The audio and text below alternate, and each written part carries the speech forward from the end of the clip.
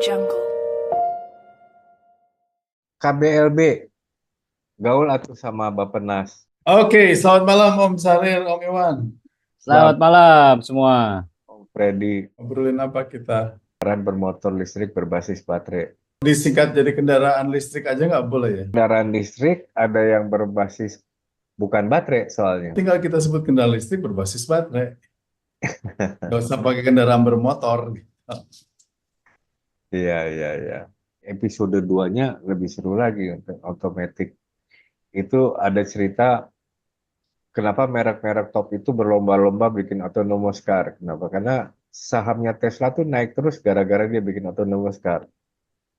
Tapi nanti ceritanya di episode 2. Siapa yang berhasil, siapa yang tidak berhasil dan nggak. BYD kan itu dari Tiongkok kan ya. Udah investasi juga di Indonesia itu. BYD itu penyasarnya bukan Tesla lagi dia. Dia penyasarnya yang kelas-kelas BMW. Bapenas itu udah bikin roadmap circular economy Indonesia. Dia ngebahas dari aspek infrastruktur dan ekosistem untuk EPR law-nya gitu ya, untuk circular economy. Dia cuma bilang pemerintah wajib udah saatnya mempersiapkan ekosistem dan infrastruktur untuk recycle. Menarik sih. Padahal Iperlau itu kan kalau di apa namanya berdasarkan peraturan menteri itu, Menteri Lingkungan Hidup menyasarnya kepada lebih banyak ke kemasan. Paling baterai ya memang yang perlu diperhatikan. Terutama baterai karena itu limbah B3. Jadi dokumen Bappenas itu mengatakan sudah saatnya disiapkan ekosistem dan infrastruktur untuk circular economy. Secara nggak langsung dia bilang EPR law-nya segala macam. Ya kan infrastruktur dan ekosistem itu maksudnya termasuk legal framework-nya segala macamnya. Sudah ada perda yang Jakarta Barat tuh dia misalnya yang limbah B3. Ada yang seru juga. Om ingat nggak di electric vehicle sebelumnya kan kita pernah memperkenalkan yang trackless tram. Ada warga sampai kepengen banget gitu kalau pemerintah Amerika nggak gengsi-gengsi amat sih import aja tuh trackless tram dari China. Tapi kan nanti tapi itu nanti itu cerita episode 2 jadi bocorannya. Tapi Om, sih kenapa kok brand-brand eh, global itu investasi bikin pabrik kendaraan listrik di Indonesia? mendekatkan diri pada hulu karena udah ada 5 pabrik baterai yang akan buka. Jadi di antara 5 itu 2 udah buka. Khusus MG yang ya inisiatifnya Saik Motor ya sesudah dia mengakuisisi MG memang menyasar market Australia dan Asia Tenggara. Jadi dia mendekatkan diri pada pabrik baterai, industri hulunya, dan juga dia memang menyasar Australia dan Asia Tenggara market. Menteri tentang limbah B3. Jadi sebetulnya sudah ada nih peraturan Menteri LHK nomor 18 tahun 2009 tentang tata cara perizinan pengelolaan limbah B3. Terus tahun 2020 juga sudah ada Permen LHK tentang pemanfaatan limbah B3. 2020 terakhir pemanfaatan limbah. 2023, Dr. Jessica Hanafi udah bilang peraturan limbah B3 kita termasuk Permen KLHK segala macam itu adanya untuk industri. Ya memang belum menyasar ke masyarakat ya. Investasi kan beberapa tahun terakhir ini pada pindah ke negara-negara lain. Bisa jadi kemungkinan adalah yang tadi Om Iwan sampaikan gitu, karena nikelnya ada di kita, kemudian orang mau bisa dapat nikel itu kalau bikin pabrik kerja sama Indonesia, tapi di Indonesia, maka pabrik-pabrik baterai berbasis nikel itu kemudian dibuat di Indonesia. Nah, pabrik-pabrik mobilnya ini kemudian mendekatkan ke baterainya itu di sini. Tapi Itu yang sekarang mungkin teknologinya juga sudah ada pesaingnya kan. Nikelnya itu sekarang ada teknologi baterainya terbaru itu kalau nggak salah. lah ya, makanya kalau misalkan demikian halnya kan lebih bertanya lagi kenapa Indonesia? Ya mungkin marketnya yang besar gitu ya. Tetapi Nah kalau itu kita lihat perkembangan mobil listrik di Indonesia emang bagus ya. Di Indonesia sendiri enggak ya pemain-pemain yang ini dan dampaknya bagi Indonesia info dan info kepuasan para pengguna. Beroperasi Februari, Maret 2024 mulai membuat EV dan kapasitasnya lebih gede buat EV ya. Mesin bensin sama itu 40%. Kemudian semenjak dipegang SAIC Motor, penjualan di Eropa meningkat. Mungkin harganya lebih murah kali ya. Inggris sok jualnya mahal kali. Nah, Sek Motors itu dari mana, Om? Shanghai Industry, Shanghai ada Oh, kepanjangan Shanghai Automotive mungkin. Shanghai Automotive Industry Shanghai Company. Automobile Ah, Shanghai Automobile Otomobil, Industry oh Corporation. mobile. Shanghai Automobile, Oh perusahaan iya nomor iya. 7 terbesar di dunia. Jadi dia menguasai, nah penjualannya di Eropa meningkat. Nah karena mau menyasar Australia sama Asia Tenggara, maka buka di Indonesia dan menekankan diri juga pada industri hulunya kan. Hmm. Yang tidak ada eh, Hyundai sama MG saat ini ya yang udah buka dan akan Jadi menyusul ada informasi nggak? Jadi nanti nanti mereknya pakai apa? Tetap pakai Morris. MG, mereknya MG. Pakai MG. MG ya. Udah keluar udah ada ininya, cuman saya nggak masukin videonya ya. Ada 4 lagi yang sudah janji, BYD, Wuling dan 2 merek Cina lagi yang udah rencananya katanya, tapi belum diekspos mana karena itu bocoran dari Kementerian Industri. Hyundai duluan ya. Jadi Hyundai Ioniq itu udah dibikin di Indonesia tuh Om, minimal dirakit di Indonesia ya, CKD. Pabrik EV baterai 2 yang udah buka, LG yang saya tahu, yang satu lagi nggak tahu mana, tapi yang berencana akan buka adalah 5, masuk Foxconn, BASF, sama British. British Volt ini udah pasti belum. Hmm. 2 itu yang saya udah confirm udah buka di pabrik EV baterai di Indonesia adalah LG. Satu lagi nggak tahu yang mana di antara 4 ini ya. Jadi mereka mendekatkan diri pada industri hulu. Dampaknya, nah ya otomatis pemasukan pajak, menyerap tenaga kerja, alih teknologi, dan menyerap industri hulu yang kita dorong, kita bangun ya. Dan mengurangi emisi karbon di jalan raya. Cuman ya ini catatannya, pembangkit listriknya juga harus yang bebas karbon atau ya itu Dr. Jessica Nasi juga bilang switching aja itu mah katanya. Gitu. Nah, kemudian pembangunan pabrik mulai dari penambangan sama pabrikasi EV baterai itu sendiri itu emisi karbonnya gede. Itu saya baca ada artikel di Google juga. Jadi hulunya ini emisi karbonnya gede. Memang di sananya gede. Jadi makanya life cycle assessment yang dilakukan Dr. Jessica Hanafi kan mulai dari tambang, tambang sampai pabrik sama ini dia bilang itu dampak lingkungannya semuanya dihitung ya nggak begitu cucu sebetulnya gitu dan plus lagi pembangkit kita belum renewable energy jadi ya nggak cucu banget gitu agak lumayan kalau pembangkit kita sudah renewable energy semua nah info Gaikindo katanya di Indonesia nih ya peningkatannya 32% dan market share-nya baru 8%. Grand Plan-nya sih ambisius ya.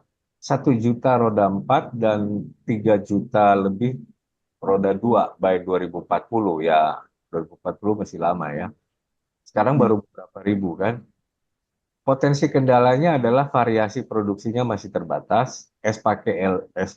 SPKLU-nya charging station masih terbatas. Dan saat ini masih inden bisa sampai 1 tahun loh kalau mau pesen EV. Hmm.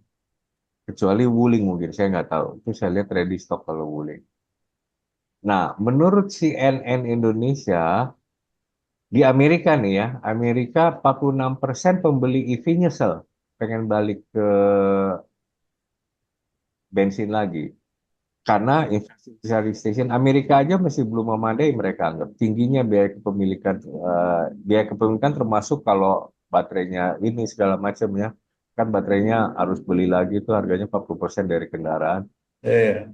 Dan mobil bensin lebih cocok jarak jauh. Mungkin karena Amerika banyak travelingnya antar kota ya, jadi dia merasa nggak cocok pakai electric vehicle. Nah, tapi kalau global tingkat kepuasannya agak lebih baik. pemilik EV yang nyesel tuh 29%. Di Amerika 46% yang nyesel karena ya saya kira kondisinya karena mereka negara luas ya banyak travel antar kota. Gitulah infonya. Nah, dalam diskusi ekonomi global ini Dr. Ke Eugene dari China ya membahas nggak dia sendiri sih ya di pembahasan ekonomi. By 2040 itu sekian puluh juta loh nih menurut We dia. talk about demand and capacity. One of the numbers we look at, 45 million EV vehicles needed by 2040. By 2040 di dunia akan dibutuhkan 45 juta kebutuhan dunia ya. Jadi mungkin dikumpulin demand dari semua market ya. Indonesia sendiri Tapi dasarnya apa ya Om kebutuhan itu? di seri pertama EV kan udah ada peta di hampir seluruh negara yang punya program phase out internal combustion engine kan. Dan Ya, 2030 ada yang lebih panjang, 2035 ada yang sampai 2040, bahkan ada yang berani 2025 mulai phase out-nya. Nah, dari situ mungkin. Nah, by 2040, kalau dia total dari chart siapa yang mulai phase out internal combustion engine itu, dikonversi dari kendaraan bensin dan diesel yang ada sekarang, by 2040 itu kalau memang phase out-nya selesai, berarti kan dari situ aja dia ngitung kalau logika saya ya. ya jadi kebutuhan itu ada karena untuk mencapai target phasing out kan gitu ya Om. Iya, mencapai target Jadi phase. target itu adalah untuk mencapai kebutuhan itu adalah untuk mencapai target phasing out di 2040. Hmm. Maka kemudian ada 45 juta tuh, Hmm. ya kan? Itu kan terdiri dari baru semua nih Om, Iya, ya. ya kan? Nah, mungkin permasalahannya bukan permasalahannya, potensi permasalahannya adalah 45 juta yang lain, yang mobil bensin yang sekarang ada itu mau dikemanain gitu, ya? Gitu nggak sih? Jadi rongsokan itu mereka mikirin recycle baterai dan mobilnya. Mereka nggak mikirin recycle dari mobil-mobil bensin yang di Mobil face. bensin sama solar yang ada gitu. Itu inget cerita Pak Aksan. Jepang kan industri mobil, produksi mobilnya nggak bisa nambah lagi. Iya. Jadi pabrik Toyota di Jepang itu mobil-mobil bekasnya mau di recycle jadi apa? Recycle jadi mobil kebanyakan. Iya, Sehingga makanya. jadi rumah kan? Di recycle jadi bahan bangunan mobil-mobil bekas di Jepang Toyota mah. Karena ini Ya, produksi mobilnya nggak bisa naik lagi.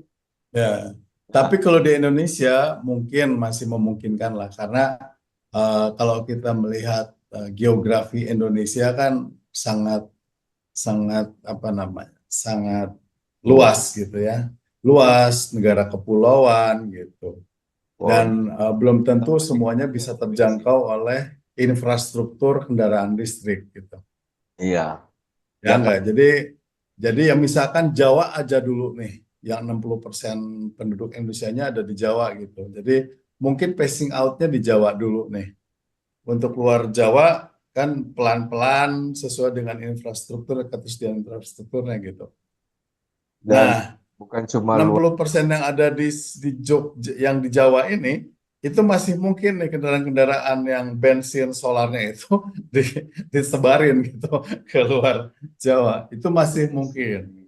Sumatera yang terutama jalur-jalur ini ya, keluar kota yang apalagi hutan, Ya, pembangunan. ya yang mungkin sekarang aduh pada pengen punya mobil nih, nggak mungkin kayaknya punya mobil lah, mahal harga mobil. Kan nanti mah murah gitu. Kalau sudah Nah, ada mobil electric vehicle, bensin sama solar menjadi murah gitu. murah, Itu lebih. yang pertama. Ini menarik juga nih. Sekarang kan harga-harga mobil lama itu nggak masuk akal Om, terutama yang four wheel ya. Hmm. Nah, saya nggak tahu apakah itu masih tetap dipertahankan gitu ya. Four wheel drive seperti yang hardtop, yang Willys zaman dulu gitu ya, atau yang pokoknya four wheel drive lah, Mobil borosnya. mobil-mobil cross itu. Itu kan sekarang harganya nggak nggak nggak masuk akal lah gitu, mahal banget gitu untuk mobil tahun 70, 80 bahkan tahun 60 makin tua makin mahal. Itu kan bensin dan solar semua gitu. Apakah itu masih bisa dipertahankan gitu? Kecuali kalau pom bensin masih ada terus ya. Kalau pom bensin masih ada terus di 2040, maka ya mobil-mobil bensin dan solar akan terus ada juga. Mungkin gini Om, harga itu kan naik kalau demand-nya lebih gede daripada supply-nya. Ya ya. Banyak orang hobi off-road Om, Hmm. banyak orang hobi off-road, demand-nya naik, supply-nya dikit, makanya harganya jadi mahal. Itu teman saya yang anggota off-roader, itu Range Rover tahun berapa itu harganya bisa hampir 1 miliar. Ya makanya. Ya, Ya, demand masih pada ada. mereka-mereka pemain off-road, supply-nya Dan itu bensin sama solar kan. iya. Ya Iya. bisa bayangkan kalau misalkan di 2040 ke atas lah. Hmm. Kalau selama SPBU bensin solar itu masih ada, maka untuk mencapai eh, apa namanya penggunaan electric vehicles yang sesuai dengan harapan Hmm. itu mungkin agak lebih sulit, Hmm. ya Iya, nggak sih? benar-benar. Nah, Om, ini yang menarik nih. Kita pernah ngebahas solar panel highway di China. Hmm. Oke, solar panel highway-nya sepanjang 2 kilometer itu memang inovasi banget ya, kreatif banget. Tapi ada satu aspek yang paling nggak bakal ada di Indonesia, bukan solar panel highway-nya. Remote charging-nya, nih ya. Remote charging itu akan ada nanti. Selain itu juga akan hadir teknologi charging lane di sepanjang jalan tol di IKN yang diperuntukkan untuk pengisian daya kendaraan listrik. Teknologi ini memungkinkan kendaraan melintasi tol sambil melakukan pengisian daya mobil. Nah, remote charging bakal ada di IKN, Om. Hmm. Iya.